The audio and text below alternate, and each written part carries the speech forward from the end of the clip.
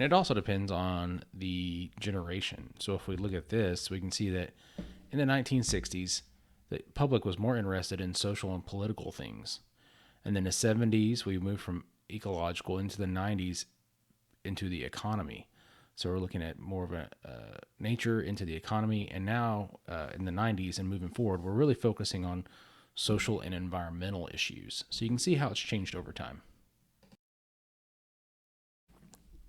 So it's a matter of remembering that involving the public results in the plan or the decision making is going to be a reflection of their interests and their values. So society today evolved from a planned perspective previously. So the process has to be, as far as planning, has to be educational in both directions. We're helping inform the public, and the public is helping inform us as far as planning and planning process goes. So overall, action informs plans, and experience informs theory. So overall, again, it's a various communication channel street here. We're going to try to understand how actions help us move forward, but also how certain people have experiences, and we can look at that and form an opinion or a hypothesis as what will happen next. The manager has the responsibility of specifying the problem of interest and evaluating the output or the outcome. Then, the manager for recreation parks, leisure, and similar services must understand the research processes and the methodologies by which to get information and evaluate the situation. So, if they don't understand that, they're going to have to rely on an evaluator of some sort, an external body of some sort, and that may or may not be beneficial depending on the situation. Overall, managers will rely on other research to help them make decisions as well. If you're looking at a new program or a new situation, they can go into and look at professional literature or academic literature to help them gain an understanding of the situation. Now, they still want to get more information locally to fully inform the current situation rather than like an ideal or a case study. But overall, we're getting information from a lot of different sources. Let's look at 4 functions of managers that facilitate dialogue and decision making. Number 1, recognition a problem exists or an opportunity for improvement as services exist. So again, you got to be aware and you got to have open communication to understand and identify problems or improvements. Number 2, collection and synthesis of information.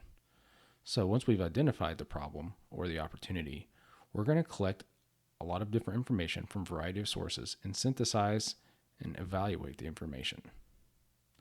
3, generation of alternatives to address the problem or opportunity. So here, we just want to come up with and generate different ideas to help address the situation. We're not evaluating them specifically for outcome yet, but we want just to put a bunch of different ideas on the table. So it moves us to 4, communication of observations and findings.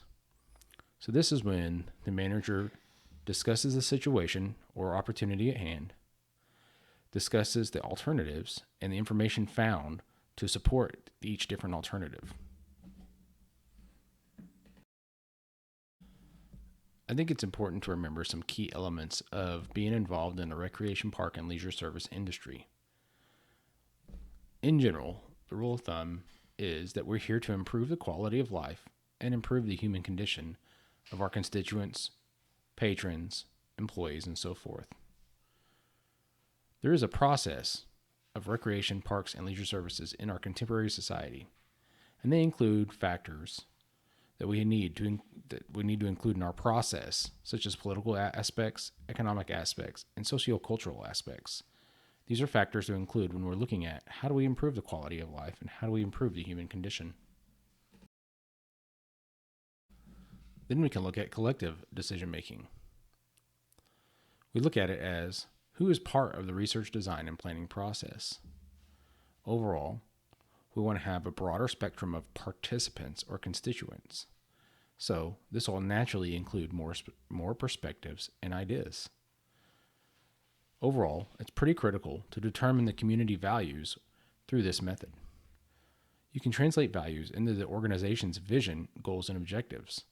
So we look at values and how can we fulfill those or meet those values.